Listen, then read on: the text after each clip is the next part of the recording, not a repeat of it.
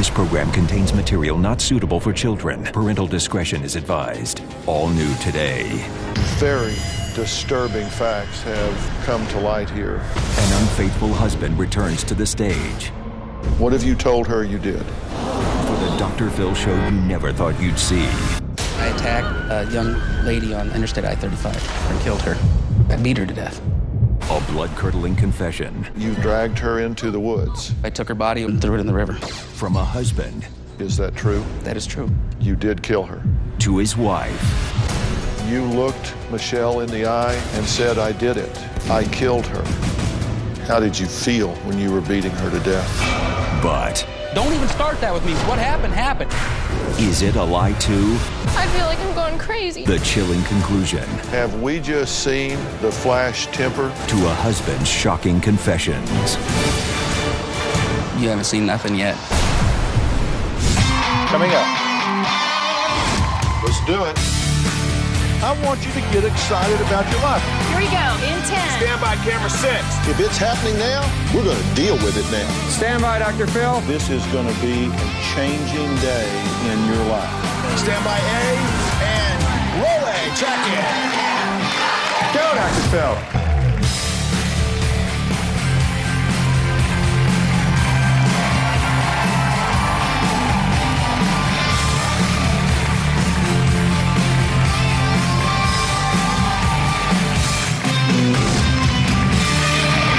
Thank you very much. Thank you very much. I want to tell you that today we are continuing a dramatic story of Wade and Michelle. Now, this started out as a husband who was on the show that we were doing about husbands that just aren't straight with their wives. But the real drama didn't start until after the show, because a story that started out about dishonesty and infidelity became a story about rape and murder. His wife, Michelle, called and talked to me saying that she was in fear for her life because Wade had told her frightening stories of crimes that he had committed. She, of course, was shocked. She feared that she was living with a serial killer. Take a look at what's happened so far. We seem like a normal, very happy couple. I've discovered several terrible secrets about my husband. I found some work shirts in his truck that smelled like perfume. So 3 weeks ago, Wade failed a lie detector test showing that he had a sexual encounter with a coworker. He said he wanted to take another one. Have you had sexual relations with any person other than Michelle? No. I have Wade's results here. You said no. The test says that is a deceptive response. That is a lie. Did you have sex with someone? Everybody here knows it. He knows it. I know it. We all know it. Just say it. Wade, you better start talking or start walking. Yes. Our marriage is over. Sorry. I wanted our marriage to work so bad. Look at me. Listen, do you think I know what I'm doing? If I didn't believe it, we wouldn't be here. I think you have a sickness, Wade. I want help. Michelle, not long after, called our producers and frankly said, I am scared for my life. Justin, this is Michelle. I need big help. And I'm scared. Justin, you picked up that voicemail, correct? Exactly. She told me some very scary things and I immediately called you. So I immediately got on the phone with her. He told me that he had raped his ex-wife. He told me that he had attacked a woman on the side of the road. He said, I killed her. He told me of attacking a man and a woman. He knows he killed her. What did you think when you were sitting there hearing this? I thought he was going to kill me. Based on knowing him and what he said to you, that he's going to kill again. I know he will. You are fully convinced that you are living with a serial killer, I am. a serial rapist. I am. You know, this is like playing Russian roulette. We have got to get you and the children out of there. You are in danger. Michelle said because she feared for her life, she got a protective order. I'm very scared. He's been repeatedly calling me nonstop. When I got served with the protective order, I was shocked. She had just told me that morning that she loved me. I'm scared to death that I'm going to be next. Anytime I go to bed, you can roll over any time and just kill me. Wade is in a panic state. If he's this angry over just not being able to find me, I can't imagine what's in store. I want a divorce. What's it been like for you? I haven't had a chance to break down yet and even think or get the gist of what's going on. Just running on fumes and trying to keep a smile on my face for the boys. Okay, at this point, I'm here with Michelle, and you know that I want to bring Wade out, and we want to have a conversation about all of this. Now, you had a protective order against him to keep him away from you, and that has now been lifted, so it is legal for him to be here. Yes. And come and sit and have this conversation. Let's ask Wade to join us.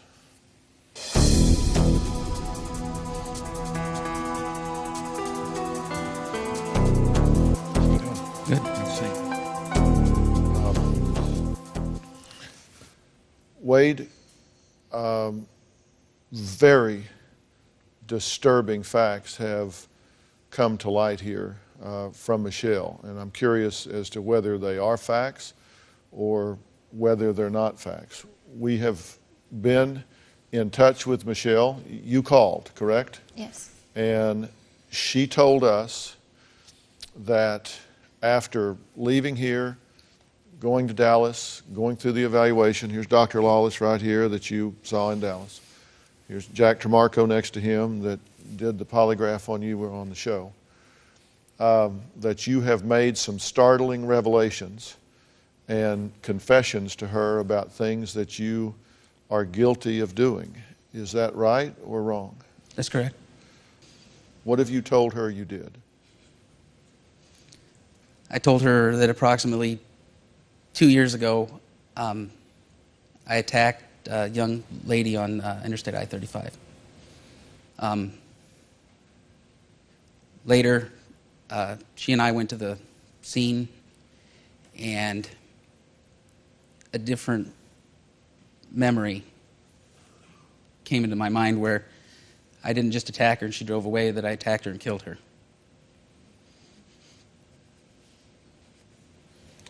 Is that true?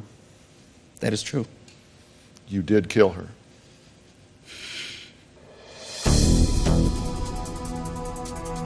When we return, another shocking murder confession. Across this great country, from coast to coast, you've told me about the crossroads we're facing. That's exactly why I wrote We've Got Issues, How You Can Stand Strong for America's Soul and Sanity. This book isn't just a conversation starter.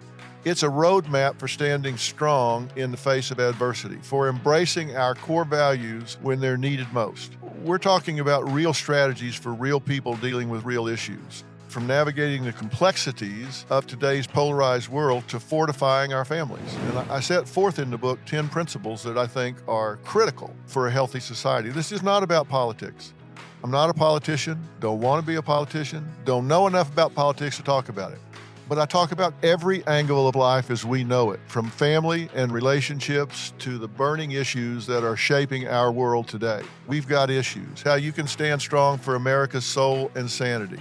And you'll find it anywhere books are sold. It's about time we start addressing what truly matters.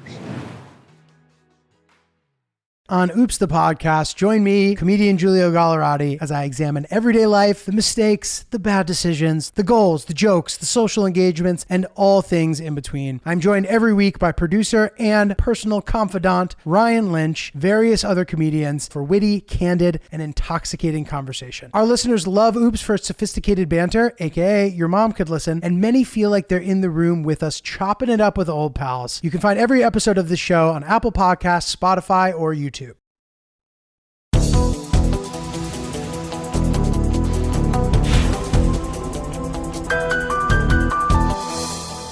You did kill her.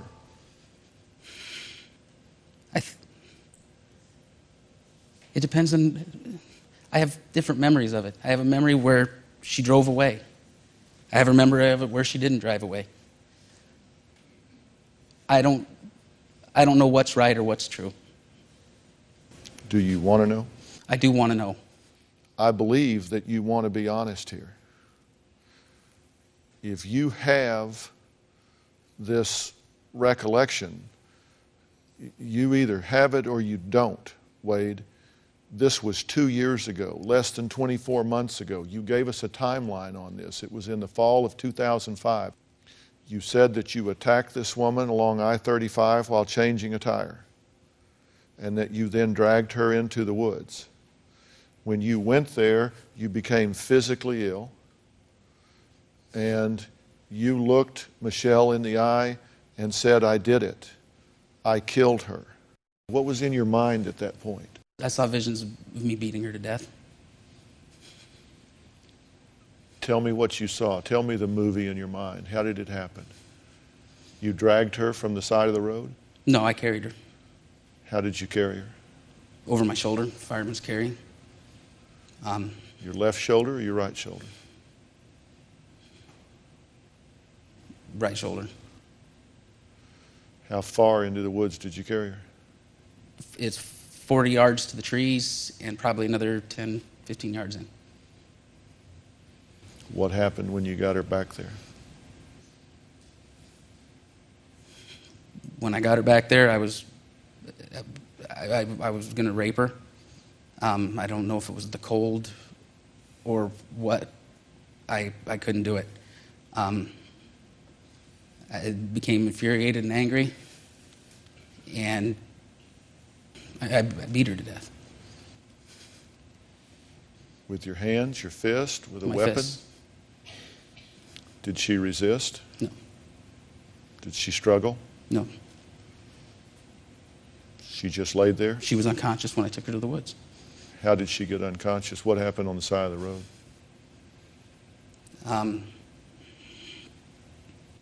The tire iron slipped when I was doing the top lug. I would have my back to the front of the car. I hit myself in the face. I split both my lips and fell on my butt. She laughed, and that's it. It went. I slammed her against the side of the car. I then slammed her on the hood of the car, and I slid her off the hood to the front of the car, and she was unconscious. Was there traffic on the road? In the one memory, a truck, a bus, some big vehicle went by. I remember the wind, the push of the wind, and a horn. And then she stood up and looked at me. And I put my hands up and I backed away and I said, "Go." And she left. In the other memory, there was no vehicles. How do you explain having two memories of this? I can't.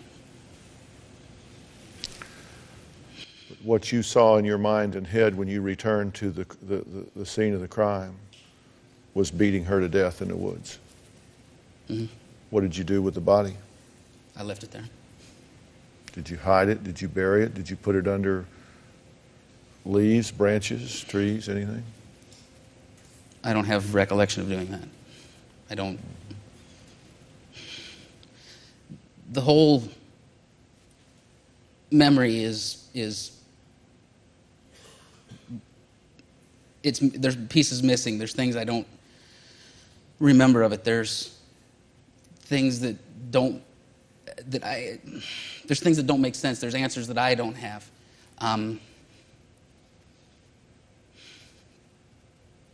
I don't remember hiding her body. I don't remember moving her body. I don't. How did you feel when you were beating her to death? I don't know emotion. I don't remember an emotion. I don't. Is rape a sexual thing for you? I think rape would be a sexual thing for anybody. That's part of what it is. Didn't you say to me that it's more than that to you, that it's about demeaning, that it's about dominating? Demeaning, power. Is that what you felt at that time? To do that to somebody, there had to be a rage. I mean, there had to be rage. That's not... But I don't remember a specific emotion. Talk to me about Macedonia. I was deployed to Macedonia in the mid to late 90s. I don't know the dates. Had a two-week block of UN leave. We were working for the United Nations. During that leave, I went downtown with my rifle squad. Went to a bar, had quite a bit to drink. Was par for the course. I was talking to a young lady there, and everything was going well. After maybe hour or so, young fella showed up. Started, I'm assuming, cursing at her. It was in a different language. Said a few things to me, and they left. I wasn't ready for the conversation to end. I followed them out of the club over to the car. She was getting in one side. I walked up. I said something to her. She turned and slapped me, and I punched her in the face and later knocked her out. He came around the back of the car after me. I beat him. I can only assume I beat him to death. At that point, I threw her over the wall outside, and I beat her to death. It's like I woke up, realized what had happened. I tried CPR. I tried mouth to mouth. There was nothing I could do. I got scared. I didn't know what else to do. So I took her body over to the river and threw it in the river. So you have no doubt you killed those two people?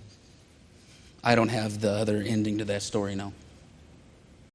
You're a podcast listener, and this is a podcast ad. Reach great listeners like yourself with podcast advertising from Lips and Ads. Choose from hundreds of top podcasts offering host endorsements, or run a reproduced ad like this one across thousands of shows to reach your target audience with Lips and Ads. Go to lipsandads.com now. That's LIBSYN ads.com.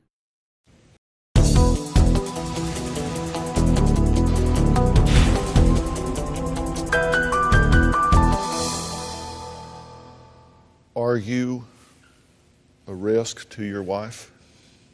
My doctor at the VA doesn't think it's a good idea for me to go home yet. These are the events that he told you about, correct? Yes. And when you told her about these, did you become sexually aroused while you were telling her? When I told her about them, no, I did not become sexually aroused when I told her about them. When I told her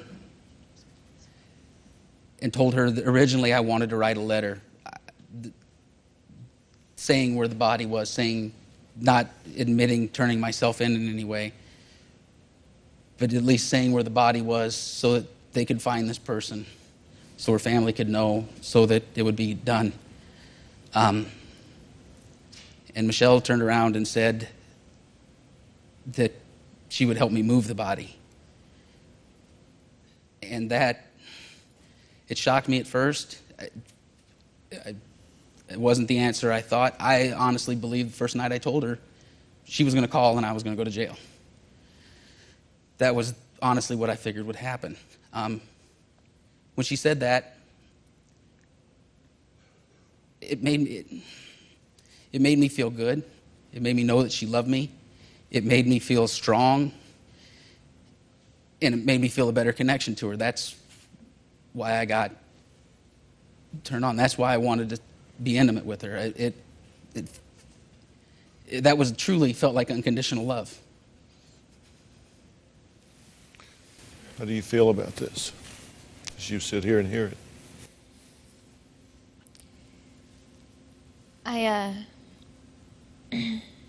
he knows that it was talking with the FBI about, I was having advice to say, help me think of some things to say to him to create a connection with him, to see if he would say more, if he felt more at ease, that I was okay with it and things. And that's why I brought up the discussion of moving the body, which was, I felt like throwing up, and he felt like having sex. I'm having a hard time understanding that him even sitting here telling you the story about being out there is off from, some things are kind of off and changed from what he told me. I don't understand that. Why, after hearing these atrocities, would you lift a restraining order to keep him away from you and your children? Wade,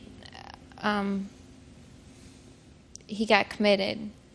They had a psychiatrist from the VA talk with him, and he diagnosed him with something, and then after the incident happened where I went into the hospital, he had come over, and he could have just, if he wanted me dead, he could have just not done anything. He could have come in, he could have killed me. She has said that you have become very aggressive during these sexual encounters, which you were doing to try to draw more information out of him, to the point that she had to pull your hands from around her neck. Is that true?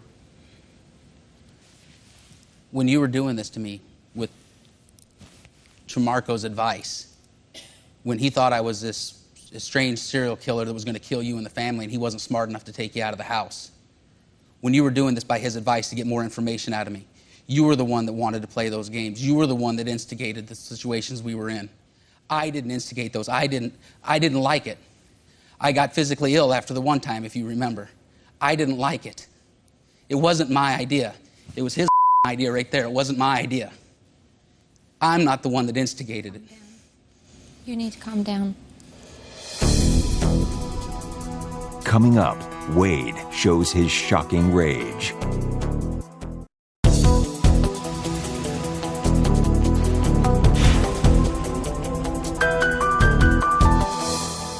Did you get aggressive with her during sex, and does that worry you? We role played, and I did get aggressive. I know I did. And it does. I didn't like the game we were playing. I didn't like what was happening, So but it did continue. I mean, it did go on. It did happen, and it does worry me. So that night that you grabbed me and threw me down to the floor, and I was telling you to leave me alone, to knock it off, and then afterwards you said, "Oh, you weren't playing?" And I said, "Jesus, Wade, no, I wasn't playing. I told you to leave me alone." That's role playing to you?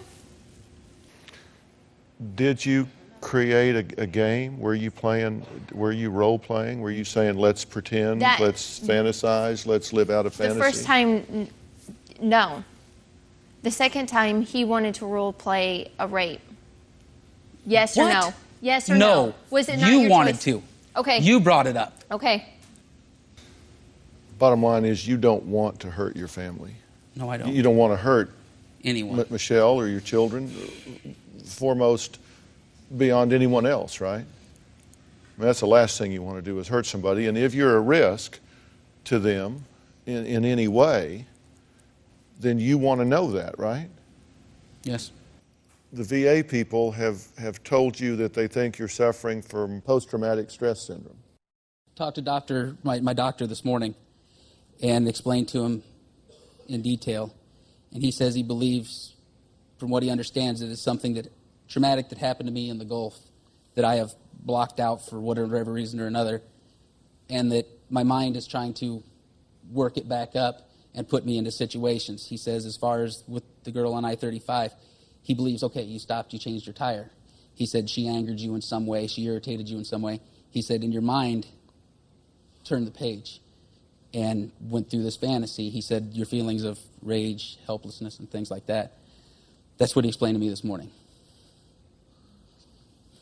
Because the police have conducted 2 searches along this area of I-35 where you said you killed this girl, and they have yet to, they're not through looking, but they've yet to find remains. The head investigator told me that yesterday after I went and shared my story, and I said, you know, I feel good, but it still happened. I mean, they didn't find anything. I feel good that I didn't kill somebody, but I did. It's still there. I want to believe that it didn't happen. I want to believe that this is some doctor's word, psychosis or something that's wrong with me, something that could be fixed. But in my head, I know it happened. I was there. She was there. When we come back, is Wade telling the truth? I have some hard questions for him.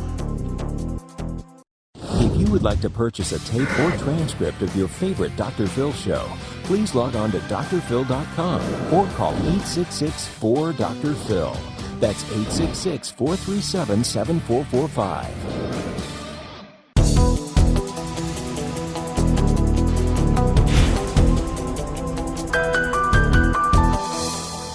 Do you think that it's possible that he is lying to you, fabricating to you, doesn't know the difference between fantasy and reality, and maybe didn't kill these people? Are you convinced he did? Are you convinced he didn't? Do you not know? Where do you come down on this? I am so confused. I feel like I'm going crazy. I don't understand any of it.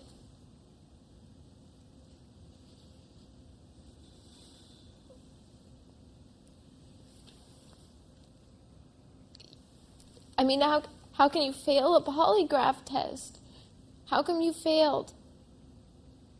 You sat out here and told me it was from having sex with someone, and then when we got home, you said no. I want to know why you failed. You failed a polygraph here, then you said, yes, it is true. Then she says, when you got home, you said the polygraph was wrong, and I only said that, what I said on the stage, just to move on to get it over with, or whatever. Basically, yes. So was the polygraph wrong? If I It's just tried to rape and kill this girl, then no, the polygraph is correct. But you're saying you've had no other sexual contact other than the situation where you tried to rape and kill somebody? No other sexual contact. So when you were confirming the results, you at first said no, no, no, and then you said yes. When you were saying yes, were you thinking about the raping and the killing, or were you thinking about something else, or were you just lying to tell me what you thought I wanted to hear? There was no point in arguing with Dr. Phil or a polygraph that Michelle and everybody else believes is correct. Well, you went home and argued with me in private about it, so you just saved that for me alone at home. You won't do it out here when I have help to help sort it out. You wait till we're in private alone and you can warp and twist my mind to believe what you want me to. It wasn't to warp and twist your mind, Michelle. That day we were here last, I was shocked that I didn't pass the polygraph test.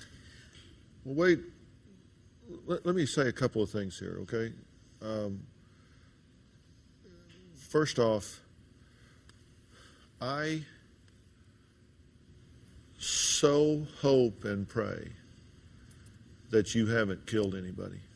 But we were backstage with the cameras off, the microphones off, and you confessed things to me then and to you that involved sexual contact with other people. You said you raped your ex-wife. You said you had raped other women and that it was totally with you, not about sex, but about demeaning them, degrading them, and controlling them. And you gave me the specific example of your ex-wife. In 1991 or 92. Was that true? Did you rape her in 91 or 92? Yes. And she just never pressed charges? Nope. Wait, I want to try and figure this out. You want to know, right? I mean, what freedom would it be to you to find out that you had not killed someone? Yeah, it'd be liberating. I want back who I was. I want back who I want to be. I want back the person I portrayed to Michelle when I hid everything from her. I want back my life. I want to help her. I've hurt anyone and everyone that's ever entered my life. Not just physically, but more mentally. This problem that I have, barring the killings, the rapings, this problem that I have is a problem that I think I always kind of knew I had. I've always suspected, and I've denied it. And I've denied it to my family. I've denied it to my parents who've complained to me about it for years. 5 years ago, I was at a hospital, and the doctor told me he thought I had PTSD, and he wanted me to get help, and I didn't. Because it was weakness. I was showing weakness. Why now? Why confess this now and to me? Why do this here? Why do this now instead of 5 years ago or 10 years further down the road? Why now? I was scared to confess it before to Michelle, the one I should have told.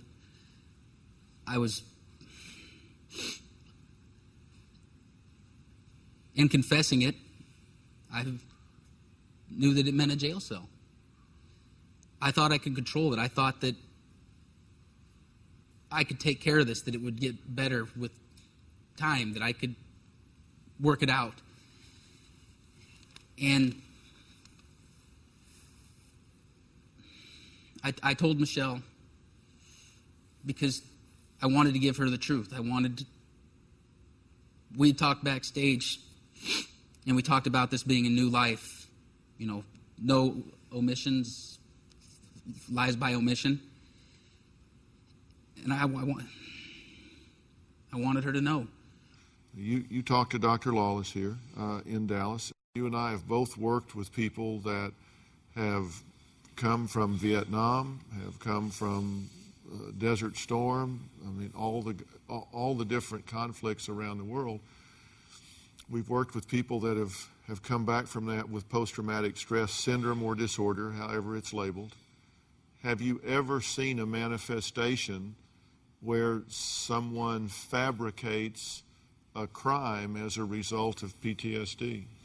No, I haven't seen that as a part of PTSD, but part of what I hear and part of the results were that he does have a thought disorder, so that he has difficulty understanding reality from non-reality. And you want to get to the bottom of it. You want to know the truth. It's out. It's time to find out. I want this over. I want to get back to having a life. I want back to being the man Michelle loves. I want her to be able to walk by when I'm playing with the kids and not worry that I'm doing something to the kids, that I'm going to hurt one of the kids. If I arrange for you to have a polygraph examination about these crimes, will you take it? With someone other than Jack. Okay. I know you have What's wrong with Jack? If he thought I was this deranged killer and he had you in the house just to profile me, on him. If you were in danger, you should have been out of there. He shouldn't have had you there playing these stupid games with me, trying to figure out what was going on with me. You should have been gone. He was trying to figure out the level of danger that I was in. He was trying to sort that out for himself. If you were in any danger, the kids were in any danger at all, you should have been gone. I was more in danger to leave. Well, first off, and I'll let Jack speak for himself here, but that wasn't his call in any way whatsoever. I agree.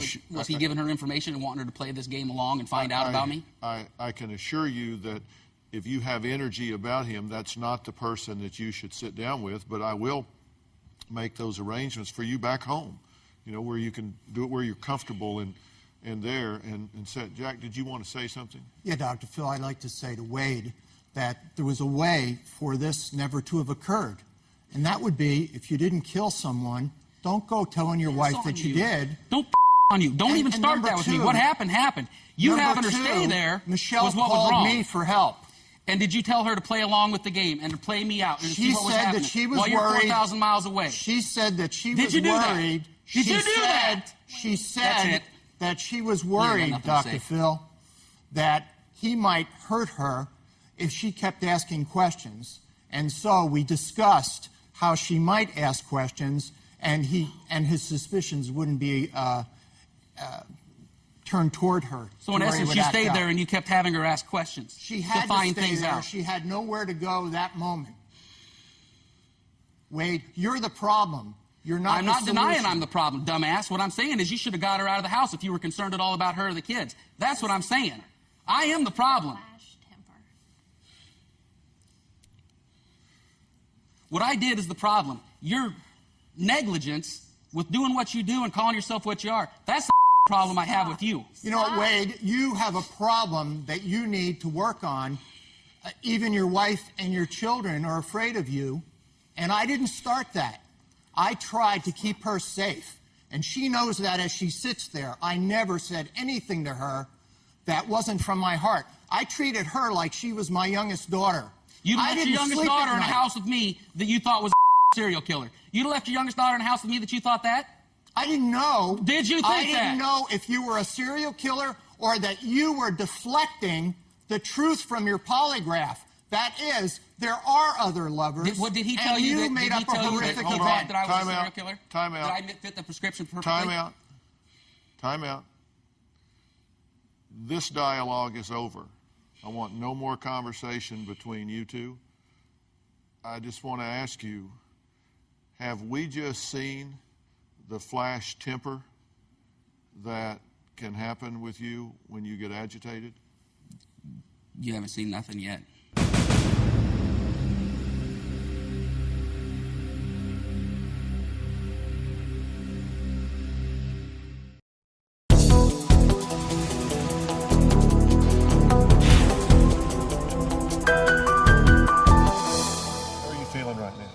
What are you thinking and how are you feeling?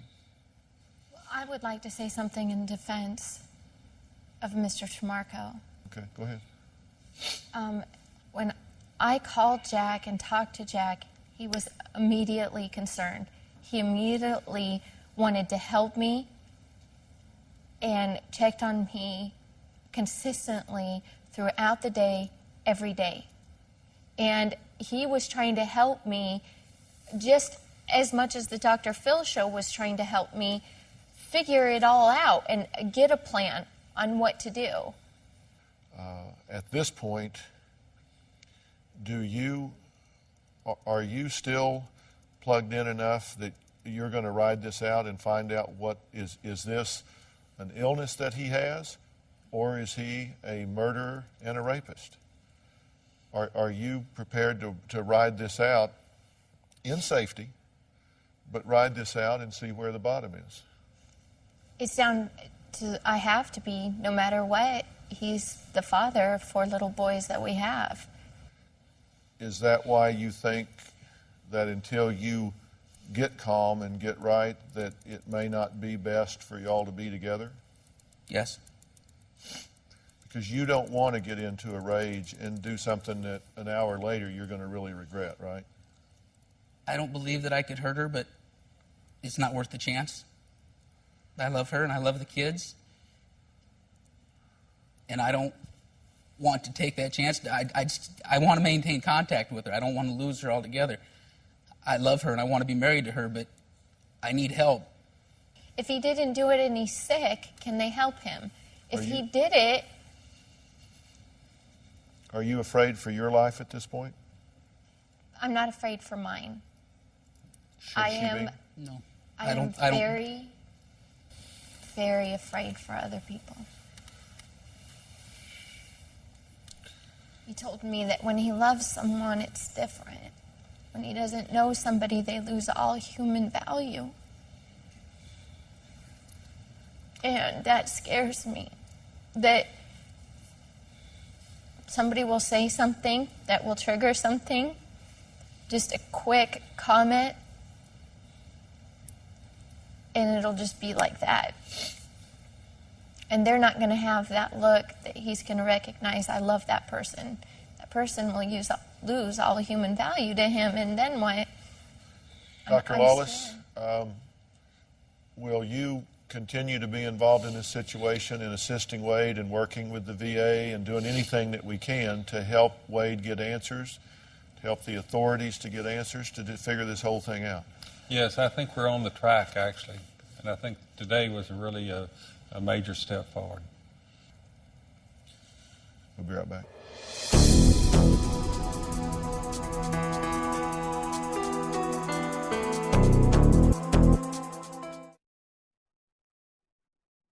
Hey, it's Dr. Phil, and I'm in the studio audience because we have fun in the audience, right? And if you're not here, you're going to miss all the fun. You never know what's going to happen. Go to drphil.com for tickets. 323-461-PHIL. We'll see you soon. Well, we've been through a very intense 2 days here. Like you, I have been shocked at so much of what I have heard, and I have tried to guide our way through this. Clearly, this story isn't over. We're continuing to work with the Federal Bureau of Investigation and the Iowa State Police and cooperate in every way that we can to find out what's going on. My number one concern is the health, safety, and well-being of Michelle and her children. My second priority is the health, well-being, and safety of Wade. I don't want him hurting himself or anyone else. That's why we have lots of professionals involved. We've notified law enforcement. We will keep you posted, and I'm sure I will hear from you on the message boards. Thank you for being here.